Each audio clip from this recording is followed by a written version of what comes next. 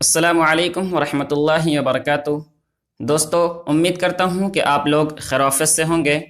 دوستو، آج میں آپ لوگوں کو NIOS board class 10 subject Urdu chapter number 8 کرانے جا رہا ہوں۔ دوستو، اس ویڈیو کو پورا دیکھیں تاکہ آپ کو یہ چیپٹر اچھی طرح سے سمجھ میں آ سکے، اور اگر آپ لوگ نئے ہیں تو ہمارے چینل کو سبسکرائب کر دیں۔ تو دوستو، چلتے ہیں اس ویڈیو کو شروع کرتے ہیں۔ چیپٹر نمبر 8، مرزا غالب، تعارف۔ غالب کا نام اسد اللہ خاں تھا۔ مرزا لقب، نوشہ عرف، نجم الدولہ، دبیر الملک اور نظام جنگ خطابات تھے۔ پہلے اسد اور بعد میں غالب تخلص اختیار کیا۔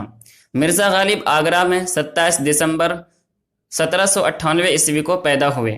ابھی وہ 5 برس کے ہی تھے کہ والد کا سایہ سر سے اٹھ گیا۔ پہلے چچا اور بعد میں نانا نے ان کی پرورش کی۔ غالب کی ابتدائی تعلیم آگرہ میں ہوئی۔ شیخ معظم کی شاگردی میں فارسی اور عربی کی تعلیم مکمل کی۔ فارسی سے خاص رغبت تھی اور شعر گوئی سے فطری مناسبت، لہذا 11 برس کی عمر سے شعر کہنے لگے تھے۔ 13 برس کی عمر میں مرزا کی شادی امراؤ بیگم سے ہوئی۔ مرزا کے 7 اولادیں ہوئیں لیکن کوئی زندہ نہیں رہی، اس لیے انہوں نے اپنی بیوی کے بھانجے زین العابدین عارف کو گود لے لیا تھا۔ غالب کھلے ذہن کے انسان تھے، انسانیت ان کا مسلک تھا اور کسی فرقے یا عقیدے سے انہیں نفرت نہیں تھی۔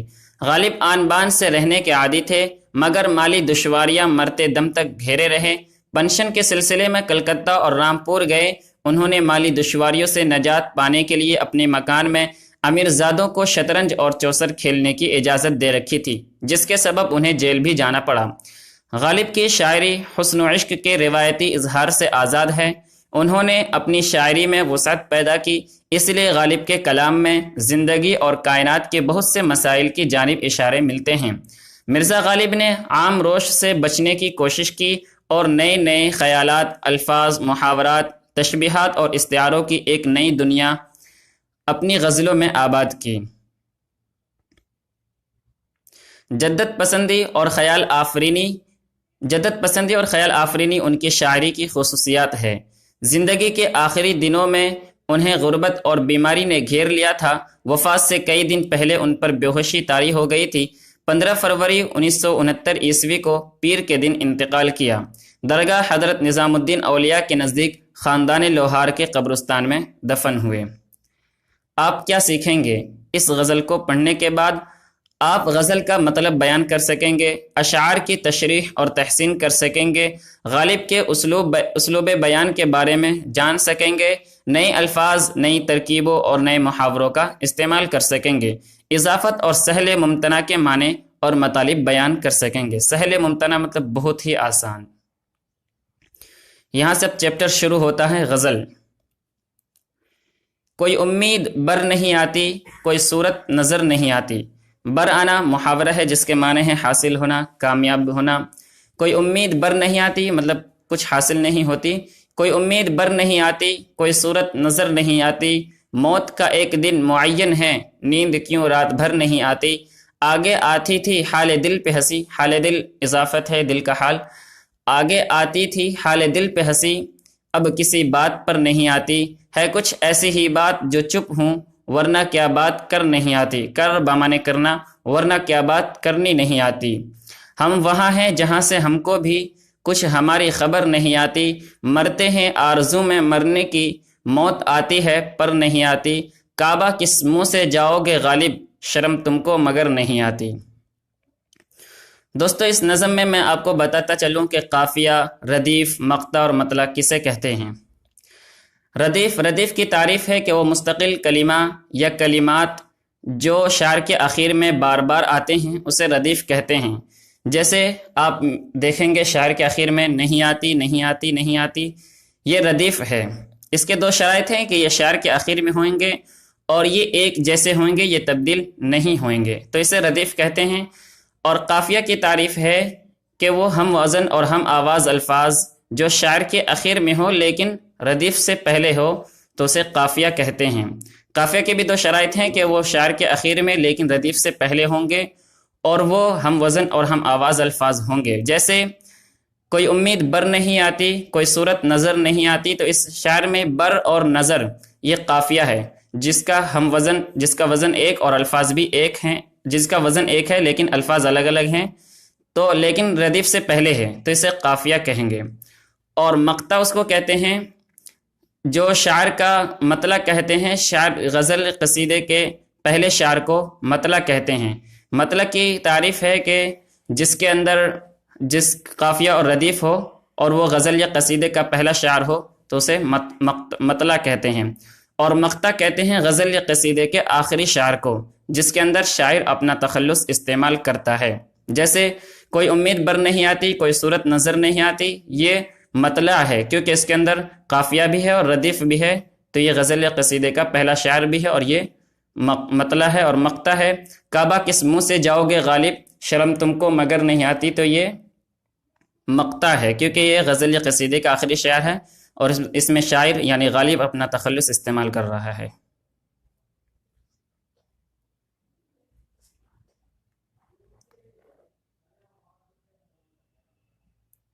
تشریح: کوئی امید بر نہیں آتی، کوئی صورت نظر نہیں آتی، اس مطلع میں مایوسی کی کیفیت کا بیان کیا گیا ہے۔ یہ کیفیت کسی بھی حساس انسان کی ہو سکتی ہے۔ زندگی ایسے موڑ پر آ گئی ہے جہاں ہر طرف اندھیرا ہی اندھیرا ہے، کہیں سے بھی امید کی کوئی کرن نہیں پھوٹتی ہے، مایوسی اس قدر حاوی ہو چکی ہے، امید کی کوئی گنجائش باقی نہیں رہ گئی ہے۔ قابل غور باتیں: مطلع کے دونوں مصروں میں غالب نے زبان کے محاوراتی حسن کو برتنے کی کوشش کی ہے۔ غزل کی ردیف کے ذریعے شاعر نے زندگی کے مسائل کو شدت کے ساتھ اجاگر کیا ہے۔ امید کا بر آنا اور صورت کا نظر آنا جیسے محاوروں کو منفی معنوں میں استعمال کر کے شاعر نے درد محرومی، کسک افسردگی اور اندرونی تڑپ کو نمایاں کیا ہے۔ متن پر مبنی سوالات، یعنی کہ اوپر جو آپ نے عبارت پڑھا ہے ان پر سوالات ہے۔ کوئی امید بر نہیں آتی، کوئی صورت نظر نہیں آتی، اس شعر کا بنیادی تصور کیا ہے؟ امید کرنا، زندگی کی محرومی، صورت کا بیان، زندگی کی خوشی، تو صحیح جواب ہے بی، زندگی کی محرومی ہے زندگی میں، اس لیے کچھ نظر نہیں آ رہا ہے۔ دوسرا سوال ہے غزل کی ردیف نہیں آتی کس چیز کی جانب اشارہ کرتی ہے؟ خوشی، مایوسی، غصہ، یا ان میں سے کوئی نہیں؟ تو صحیح جواب ہے بی، مایوسی، یعنی کہ غزل کی جو ردیف ہے نہیں آتی وہ مایوسی کی طرف اشارہ کر رہا ہے۔ تیسرا سوال ہے اس اشعار کا دوسرا پہلو کیا ہو سکتا ہے؟ اپنی زبان میں لکھیں۔ تو آپ اس کو خود ہی حل کریں کہ اس کا دوسرا پہلو کیا ہے، اپنی زبان میں لکھیں۔ تشریح: موت کا ایک دن معین ہے، نیند کیوں رات بھر نہیں آتی، اس شعر میں شاعر نے سیدھے سادھے لفظوں میں زندگی کے پیچیدے فلسفے کو بہت کامیابی کے ساتھ بیان کیا ہے۔ شاعر اپنے آپ سے سوال کرتا ہے کہ جب موت کا ایک دن طے ہے تو پھر اس کے خوف سے عام دنوں کی کیفیت کیوں تبدیل ہو گئی ہے، آنکھوں سے نیند کیوں رخصت ہو گئی ہے۔ قابل غور باتیں: اس شعر میں خود کلامی کا انداز شامل ہے۔ خود کلامی کے تصور کو ذہن میں رکھیں تو شاعر پیچیدہ مسئلے میں الجھا ہوا دکھائی دیتا ہے۔ وہ اس بات کو سمجھ نہیں پاتا ہے کہ جب موت طے شدہ وقت پہ آئے گی تو اس کے خوف سے قبل و از وقت، یعنی کہ وقت سے پہلے ہی زندگی کا سارا سکون کیوں چھین لیا ہے۔ رات بھر نیند کا نہ آنا صرف ایک دن کا مسئلہ نہیں بلکہ یہ مستقل طور پر زندگی کا حصہ بن گیا ہے اور اس پر موت کا خوفناک تصور پوری طرح حاوی ہے۔ موت کا ایک دن معین ہے، نیند کیوں رات بھر نہیں آتی، اس شعر میں کس کے معین ہونے کی بات کہی گئی ہے؟ زندگی، محبوب، موت، نیند۔ تو صحیح جواب ہے سی، موت کا ایک دن معین ہے، یعنی کہ موت معین ہے، موت کے معین ہونے کی بات کہی گئی ہے۔ دوسرا سوال ہے رات بھر کون نہیں آتی، خوشی، غم، نیند۔ تو صحیح جواب ہے سی، نیند نہیں آتی۔ تیسرا سوال ہے اس شعر کا بنیادی مفہوم ہے محبت، خوف، جنون، بے حسی۔ تو صحیح جواب ہے بی، خوف اس شعر کا بنیادی مفہوم ہے۔ خوف کی وجہ سے، موت کے خوف کی وجہ سے نیند بھی نہیں آتی۔ تشریح: آگے آتی تھی حال دل پہ ہنسی، اب کسی بات پر نہیں آتی۔ اس شعر میں ماضی اور حال کے حادثات اور تجربات کو بہت ہنرمندی کے ساتھ پیش کیا گیا ہے۔ شاعر اپنی زندگی کے تجربات کا بیان کرتے ہوئے کہتا ہے کہ پہلے تو یہ عالم تھا کہ دل کی حالت پر ہنسی آ جاتی تھی، لیکن اب زندگی نے ایسی کروٹ لی ہے کہ ہنسی ہمیشہ کے لیے رخصت ہو گئی ہے۔ اس شعر میں شاعر نے زندگی کا فلسفہ بیان کیا ہے۔ زندگی بیک وقت دھوپ چھاؤ اور خوشی و غم کا مجموعہ ہے۔ ابھی اگر حالات ہمارے لیے سازگار ہیں تو اگلے ہی پل فضا پوری طرح تبدیل بھی ہو سکتی ہے۔ شاعر نے حال دل کی وضاحت نہیں کی ہے، لیکن دل کی حالت پر ہنسنے کا عمل زندگی کے غیر سنجیدہ رویے کو ظاہر کرتا ہے۔ یہ عمل مستقل طور پر جاری نہیں رہتا، حالات بدلتے ہیں اور سنجیدگی زندگی پر حاوی ہو جاتی ہے، پھر تو ہنسی کا تصور بھی ماضی کا حصہ ہو جاتا ہے، اور کسی بھی بات پر ہنسی نہ آنے کا عمل ناسازگار حالات کی شدت کو نمایاں کرتا ہے۔ سوال نمبر 1، اس شعر کا بنیادی تصور کیا ہے؟ خودداری، حالات کی ستم ظریفی، دیوانگی، سنجیدگی۔ تو صحیح جواب ہے بی، حالات کی ستم ظریفی۔ حال دل پہ ہنسی آنے کے بعد کس زمانے کی ترجمانی کرتی ہے؟ حال دل پہ ہنسی آنے کی بات کس زمانے کی ترجمانی کرتی ہے؟ ماضی، حال، مستقبل، کسی کی بھی نہیں۔ تو صحیح جواب ہے اے، ماضی۔ ماضی میں حال دل پہ ہنسی آتی تھی۔ اب کسی بات پر کیا نہیں آتی؟ بے چارگی، لا حاصلی، ہنسی، اداسی۔ تو صحیح جواب ہے سی، اب کسی بات پہ ہنسی نہیں آتی۔ ہے کچھ ایسی ہی بات جو چپ ہوں، ورنہ کیا بات کرنی نہیں آتی۔ بمانے کرنا، ورنہ کیا بات کرنی نہیں آتی۔ اس شعر میں مصلحت پسندی کے تقاضے کو اشارے میں بیان کیا گیا ہے۔ شاعر کہتا ہے کہ میری خاموشی بلا وجہ نہیں ہے، کوئی نہ کوئی ایسا سبب ضرور ہے جس نے مجھے خاموش رہنے کے لیے مجبور کر دیا ہے، ورنہ میں بھی اپنی زبان کے جوہر دکھا سکتا ہوں اور اپنی باتوں سے سبھی کو قائل کر سکتا ہوں۔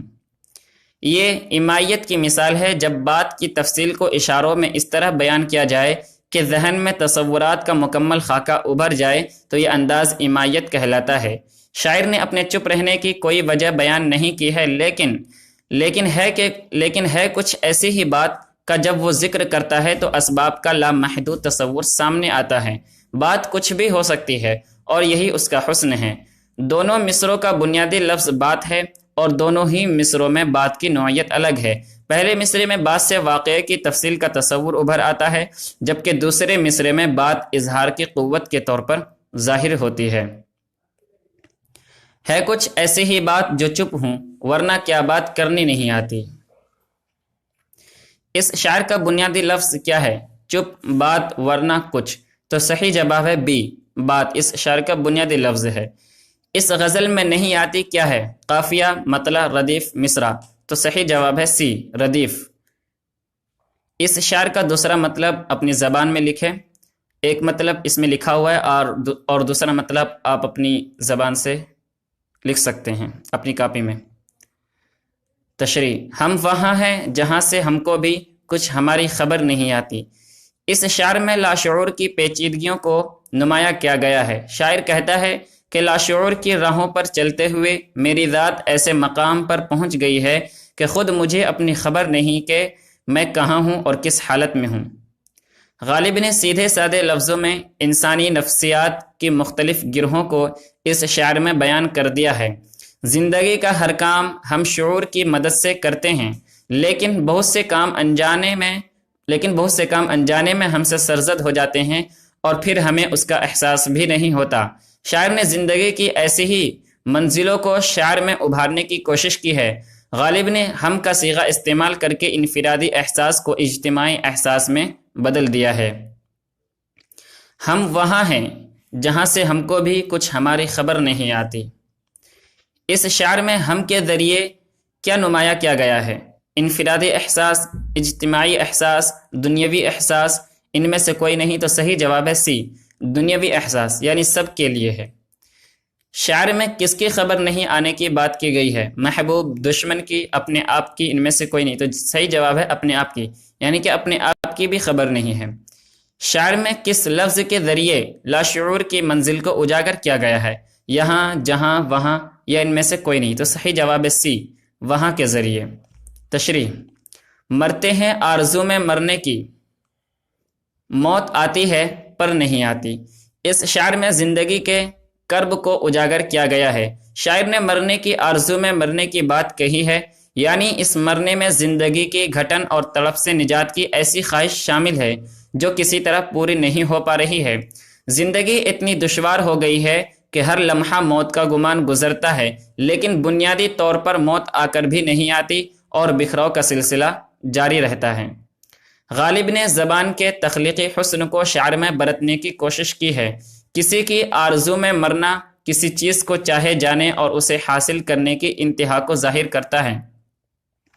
شاعر نے آرزو میں مرنے کی بات تو کہی ہے، لیکن وہ بات خود مرنے سے تعلق رکھتی ہے، یعنی مرنے کی آرزو میں مرنے کی بات ایک ایسا شعری اظہار ہے جو اچھوتا معلوم ہوتا ہے۔ موت کو مکمل سکون سے تعبیر کیا گیا ہے جب زندگی کی تمام تر اذیتوں سے انسان کو نجات مل جاتی ہے۔ موت کو مکمل سکون سے تعبیر کیا گیا ہے جب زندگی کی تمام تر اذیتوں سے انسان کو نجات مل جاتی ہے، لیکن شاعر ایسی موت کی صرف خواہش ہی کر سکتا ہے۔ زندگی موت کی شکل میں نمودار ہوتی ہے، لیکن موت کا مکمل سکون حاصل نہیں ہو پاتا ہے۔ مرتے ہیں آرزو میں مرنے کی، موت آتی ہے پر نہیں آتی۔ کس کی آرزو میں مرنے کی بات کہی گئی ہے؟ جینے کی، خواہش کی، مرنے کی، ڈرنے کی؟ تو صحیح جواب ہے سی، مرنے کی آرزو میں مرنے کی بات کہی گئی ہے۔ دوسرا سوال ہے کون آ کر بھی نہیں آتی؟ تو صحیح اے، زندگی، محبوب، موت، دشواری۔ تو صحیح جواب ہے سی، موت۔ موت آ کر بھی نہیں آتی۔ اس اشعار کا دوسرا مطلب آپ اپنی زبان میں لکھیے۔ کعبہ کس منہ سے جاؤ گے غالب، شرم تم کو مگر نہیں آتی۔ اس مقطع میں غالب نے اپنے اندر جھانکنے اور اپنا حقیقی جائزہ لینے کی کوشش کی ہے۔ کعبہ کے ذکر میں عقیدت اور احترام کا احساس شامل ہے۔ شاعر کہتا ہے کہ کعبہ جیسی مبارک جگہ پر جانے کے لیے انسان کا اچھا اور نیک ہونا بنیادی شرط ہے، اور اگر کوئی اس شرط کو پورا نہیں کرتا ہے تو اسے ایسی محترم جگہ جانے کا حق نہیں پہنچتا ہے۔ غالب نے محاوروں کے حسن کو مقطع میں خوبی کے ساتھ اجاگر کیا ہے۔ کس منہ سے جانے کی بات کعبے کے حوالے سے کہی جا رہی ہے۔ اس میں شدید قسم کا طنز شامل ہے، لیکن غالب نے کسی اور کے بجائے خود اپنی ذات کو طنز کا نشانہ بنایا ہے۔ دوسرے مصرے میں شرم نہ آنے کی بات کہہ کر انسان کی بے حسی پر مزید چوٹ کی گئی ہے۔ کعبہ کس منہ سے جاؤ گے غالب، شرم تم کو مگر نہیں آتی۔ سوال نمبر 1، کس لفظ کے ذریعے یہ شعر مقطع بنا ہے؟ شرم، کعبہ، غالب، منہ۔ تو صحیح جواب ہے غالب۔ غالب کے ذریعے یہ شعر مقطع بنا ہے کیونکہ تخلص ہے غالب کا، اور یہ قصیدہ اور یہ غزل کا آخری شعر ہے۔ سوال نمبر 2، شعر کا لہجہ کس طرح کا ہے؟ مزاحیہ، طنزیہ، شوقیہ، ان میں سے کوئی نہیں۔ تو صحیح جواب ہے بی، طنزیہ۔ شعر کا لہجہ طنزیہ ہے۔ لفظ تم کا مخاطب کون ہے؟ کعبہ، دنیا، غالب، منہ۔ تو صحیح جواب ہے غالب، سی۔ زبان کے بارے میں، اس غزل کی زبان بے حد سادہ ہے۔ غالب نے زندگی کے مسائل اور کائنات کے پیچیدہ فلسفوں کو آسان زبان میں پیش کرنے کی کوشش کی ہے۔ تیسرے شعر کے پہلے مصرے میں حال دل کا استعمال کیا گیا ہے جو کہ اضافت ہے، اور پوری غزل میں یہی ایک اضافت ہے۔ دو الگ الگ لفظ جو بالکل مختلف معنوں میں استعمال ہوتے ہیں انہیں اضافت یعنی زیر کے ساتھ ملا کر اس طرح ترتیب دیا جاتا ہے کہ دونوں مفاہیم ایک دوسرے سے وابستہ ہو جاتے ہیں۔ اسلوب بیان، غالب نے اپنی بیشتر غزلوں کی طرح اس غزل میں بھی فکر اور فلسفے کو بھرپور مہارت کے ساتھ پیش کیا ہے۔ پوری غزل ہمیں زندگی کے مختلف تجربوں اور پہلوؤں پر غور و فکر کے لیے مجبور کرتی ہے۔ فکر اور فلسفہ پیچیدہ انداز میں بیان نہیں ہوا ہے جس کی بنا پر قاری اپنے لحاظ سے اس کے الگ الگ معنی مراد لے سکتا ہے۔ اشاروں میں جو تجربات بیان کیے گئے ہیں وہ ذاتی نوعیت کے ہوتے ہوئے بھی محض ذاتی نہیں، اور ان میں کائنات کے دوسرے بہت سے مسائل کا عکس محسوس کیا جا سکتا ہے۔ آپ نے کیا سیکھا؟ غالب نے اس غزل میں خود کلامی کا انداز اختیار کر کے فکر کا پہلو پیدا کیا ہے۔ سہل ممتنع شاعری اظہار کا سادہ ترین پیرایا ہے۔ غالب نے اس غزل میں صرف ایک اضافت حال دل کا استعمال کیا ہے۔ اضافت کے ذریعے دو مختلف کیفیتوں کے امتزاج سے ایک نئی کیفیت پیدا کی جاتی ہے۔ سادہ الفاظ کے استعمال کی وجہ سے غزل کے اشعار میں کوئی پیچیدگی نہیں ہے۔ غزل کا ہر شعر ہمیں زندگی اور کائنات کے مختلف پہلوؤں پر غور و فکر کے لیے مجبور کرتا ہے۔ اس غزل کو زبانی یاد کیجیے، دیوان غالب کا مطالعہ کیجیے، اور اگر کوئی غزل یا شعر آپ کو پسند آئے تو اسے اپنی کاپی پر لکھیے اور دوستوں کو سنائیے۔ دیوار غالب یعنی کہ غالب کی جتنی بھی غزل ہیں سب کا مطالعہ کیجیے۔ اس غزل کے قافیوں کو ایک جگہ لکھیے اور اس سے ملتے جلتے دوسرے الفاظ بھی تلاش کیجیے۔ غالب کے حالات اور ان کی شاعری پر کوئی کتاب پڑھیے۔ غالب کی زندگی پر بنی کوئی ویڈیو یا فلم اگر مل جائے تو اسے ضرور دیکھیے۔ اختتامی سوالات۔ نمبر 1، ہر شاعر کا مطلب اپنے الفاظ میں لکھیے۔ شاعر کی زبان اور اسلوب کے بارے میں اپنی رائے لکھیے۔ پوری غزل میں جو اشعار آپ کو پسند آئے ہوں انہیں کاپی پر لکھیے اور پسند کی وجہ بتائیے۔ اضافت کی تعریف کیجیے اور مثالیں دیجیے۔ قافیہ اور ردیف کی تعریف لکھیے اور مثالیں دیجیے۔ غیر مردف غزل اور غزل مسلسل سے اپنی واقفیت کا اظہار کیجیے۔ مطلع اور مقطع کی تعریف لکھیے اور مثال دیجیے۔ تو یہ سوال آپ کو خود ہی حل کرنا ہے۔ جب آپ اس کو 1-2 بار پڑھیں گے تو آپ اسے حل کر سکتے ہیں۔ باقی آپ کا یہ سب حل ہو چکا ہے، یہ چیپٹر پورا ہو چکا ہے۔